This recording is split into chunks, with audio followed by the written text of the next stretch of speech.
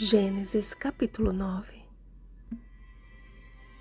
O arco estará nas nuvens, vê-lo-ei e me lembrarei da aliança eterna entre Deus e todos os seres viventes de toda a carne que há sobre a terra. Versículo 16.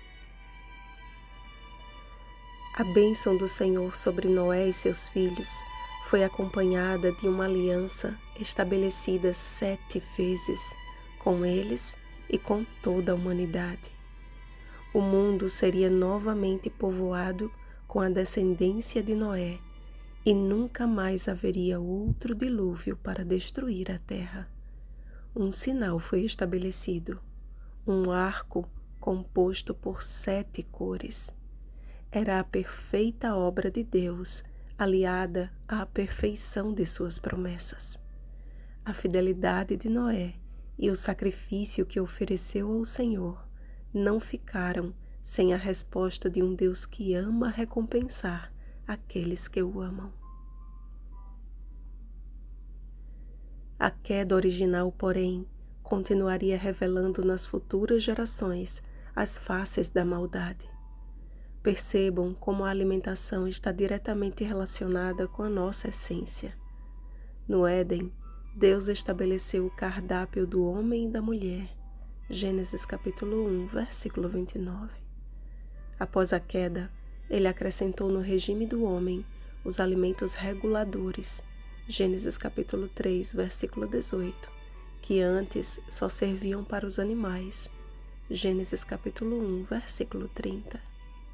Então, após o dilúvio, Deus permitiu que o homem fizesse uso do alimento cárneo.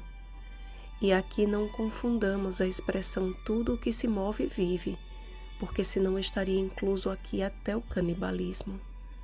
Já na entrada dos animais na arca, o Senhor fez a distinção entre os animais limpos e os imundos. Gênesis capítulo 7, versículo 2.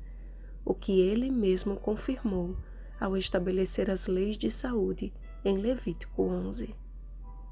Deus também estabeleceu um regime alimentar para o seu povo nos últimos dias. Aconselho a leitura do livro A Ciência do Bom Viver, da Casa Publicadora Brasileira. Mesmo Noé, um homem considerado pelo próprio Deus como um homem justo, era passível de erros, e no momento em que permitiu ser levado pelo ímpeto de sua natureza carnal, embriagou-se e se pôs nu dentro de sua tenda. Contudo, sua atitude não foi pior do que a de seu filho Cã, que ao aproximar-se da tenda de seu pai, ao invés de perceber o constrangimento e prestar-lhe auxílio, ficou contemplando a triste cena e saiu para delatá-la aos seus irmãos. Cã revelou o seu vil caráter e o quanto isto afetaria a sua descendência. Noé não lançou uma praga sobre ele e seus filhos, mas profetizou o que havia de ser uma consequência entre os descendentes de Cã, os povos de Canaã. Sem e Jafé, pelo contrário, revelaram nobreza de caráter diante de Deus e profundo respeito por seu progenitor. Consequentemente, as bênçãos do Senhor os acompanhariam, e da linhagem de Sem surgiria o povo escolhido, Israel, do qual viria o Salvador. Amados, nossa lida nesta terra é repleta de altos e baixos. Noé também foi um homem sujeito aos mesmos sentimentos que você e eu. A diferença entre a sua atitude e a de Cã é que o patriarca estava fora de si pelos efeitos do álcool na mente, mas o seu filho estava em perfeito juízo e ainda assim escolheu o mal. Ambos pecaram, ambos estavam sujeitos à morte. Mas diante de um Deus que sonda os corações, nosso verdadeiro caráter é revelado.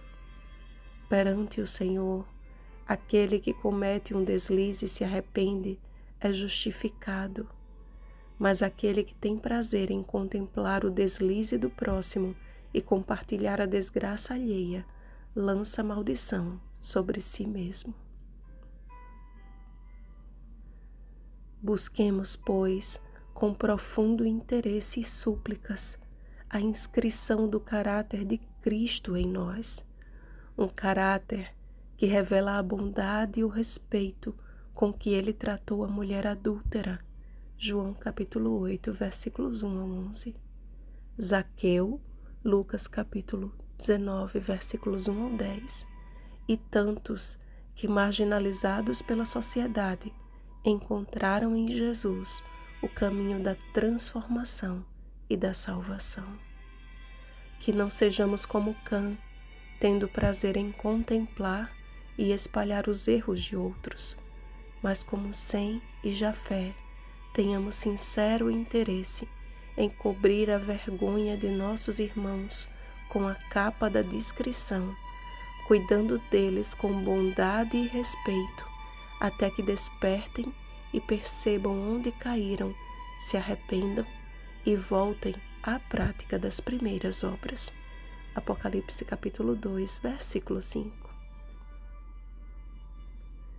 Cada vez que contemplarmos o arco-íris da promessa, lembremos que o Senhor fez uma aliança eterna com todas as pessoas e que, portanto, todos somos alvos do amor de Deus.